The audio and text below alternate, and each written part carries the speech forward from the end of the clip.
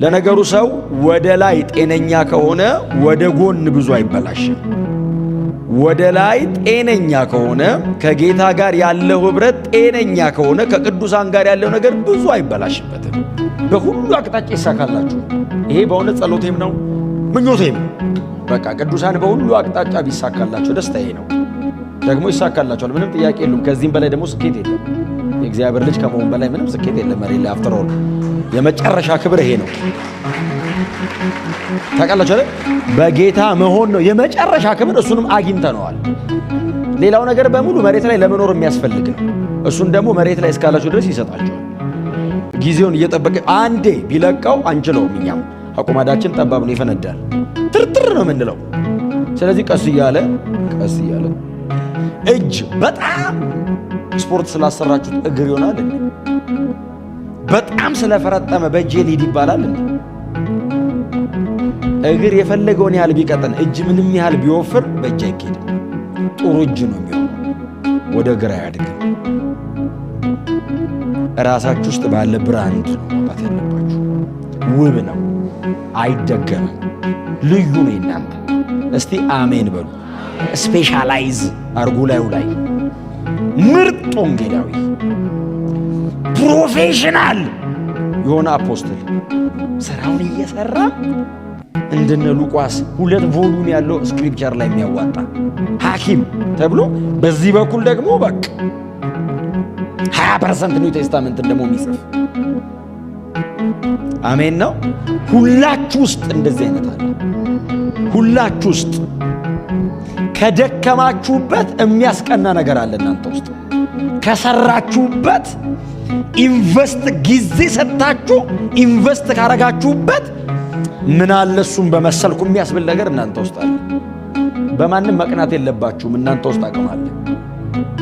ስለዚህ ጳውሎስ አይናችሁ እንዲከፈት ነው መጸለዩ ያለ። የፓስተሩ አይን አይደለም እንዲከፈት እየጸለየ ያለው፣ የህዝቡ ነው።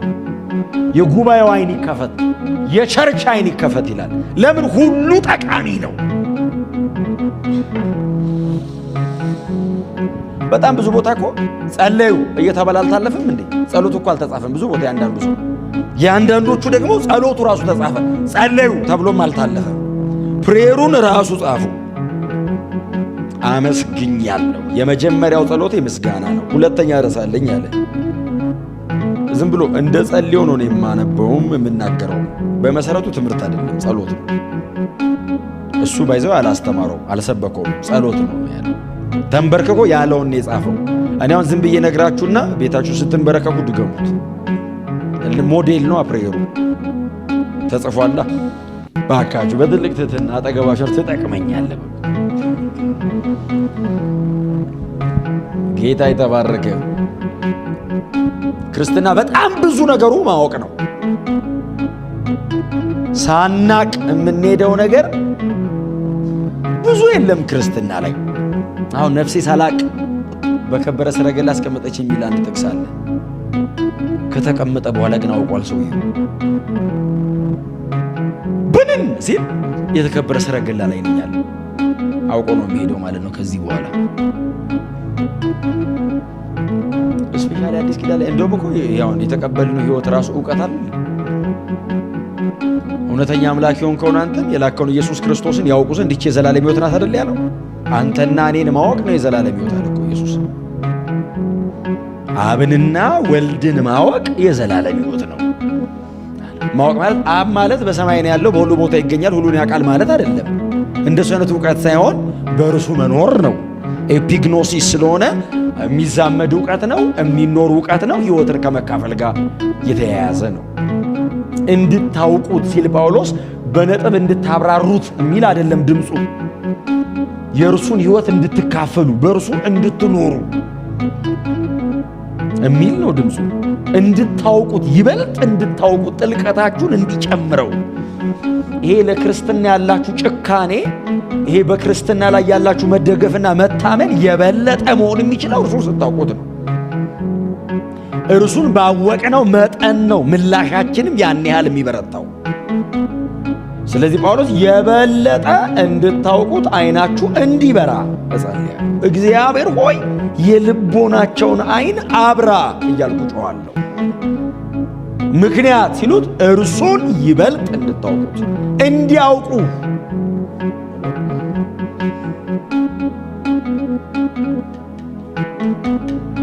ይኸው ዓይናችሁ ሲበራ ሌላው የሚሰራው ሥራ በቅዱሳን ዘንድ ያለውን የርስት ክብር ባለጠግነት ደግሞ ያሳያችኋል።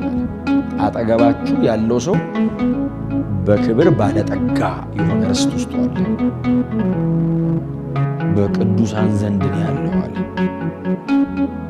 በመሰረቱ በእግዚአብሔር መንግሥት ውስጥ ያለ አንድ ደቀ መዝሙር በውስጡ የክብር ተስፋ የሆነውን ክርስቶስን ተሸክሟል። ለዛ ነው አንድ አይነት የሆን ነው፣ አንድ ያረገን። እዚህ ቤት በምንም ነገር ተከሻ ማንለካካው ለዛ ሁላችንን የነፍስ ትስስሩን ያመጣው በሁላችን የሚኖር አንድ ጌታ ስላለ የክብር ተስፋ የሆነው ክርስቶስ እናንተ ውስጥ አለ። ደካማ ሊሆን ይችላል፣ በጣም ብርቱ ሊሆን ይችላል፣ በጣም የጸሎት ሰው ሊሆን ይችላል፣ ደግሞ በጣም አቅም ሊያንሰው ይችላል። የክብር ተስፋ የሆነው ክርስቶስ ግን እሱ ውስጥ አለ።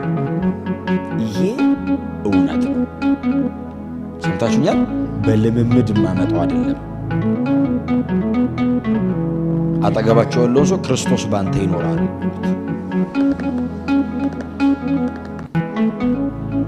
እንደዚህ ማየት የምንችል ከሆነ በቅዱሳን ኅብረት ውስጥ የማይጠቅም የለም። እንደዚህ የምናስብ ከሆነ ዓይናችን ተከፍቶ ባጠገባችን ያለውን ሰው በዚህ መነጽር የምናየው ከሆነ እኔ ረጅም ዘመን በእግዚአብሔር መንግሥት ውስጥ እየተጠቀምኩበት የምቀጠልበት ጉዳይ ከሱ ጋር አለ። ጌታን ታምኑታላችሁ? እስቲ የሚያምነው ምላችሁ ታውቃላችሁ አይደል? ጌታን ታምኑታላችሁ ወይ ስል በእኛ በግል ሕይወት ላይ ስለመጣ ስለ አንዳንድ ነገር አይደለም እያልኩ ያለሁት፣ ስለ ዘላለም መንግሥት ነው። ስለሚቀጥለው ተስፋ ነው። ስለምንገባበት ክብር ነው። ከእርሱ ጋር አብረን ዘላለም ስለመኖራችን ነው። አሁን በዚህ ምድር ላይ ያለው ነገር ምንም ያህል ብዙም ይሁን ባዶም ይሁን ያልፋል። ምንም አይነት ይሁን ያልፋል። እያለፈም ነው ደግሞ በጣም አይታለፉም ያላችኋቸው ነገሮች አለፋችሁ ነው ዛሬ መጣችሁት። በጣም ብዙ የምትሞቱባቸው ነገሮች ሁሉ ተዘግተው ነው አይደል የቀጠላችሁት። ብዙዎቻችሁ የማያልፍ ጉድ የለም፣ ሁሉም ነገር ያልፋል። እንኳን መሬት ላይ ያለነው የሚገጥመን ችግር አይደለም፣ ሰማይና ምድር ራሱ ያልፋል። ይሄ ሕይወት ያልፋል።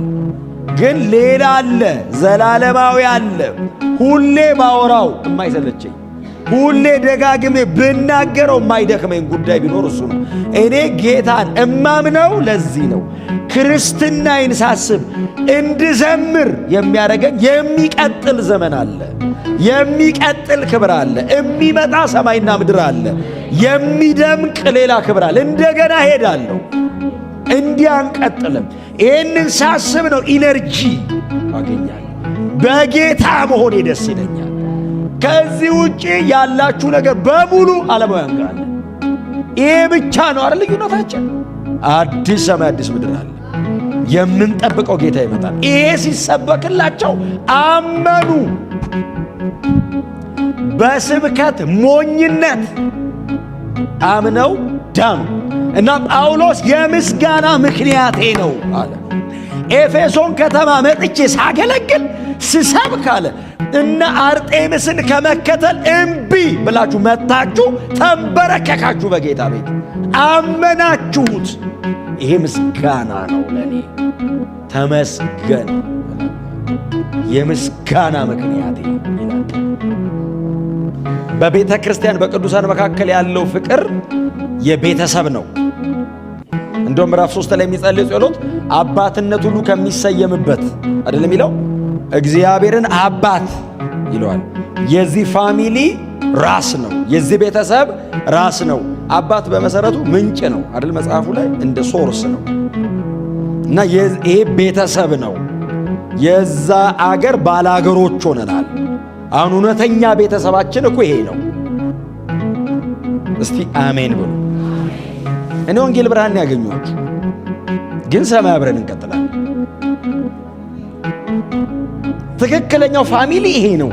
ለዘላለም አብሮ ይቀጥላል።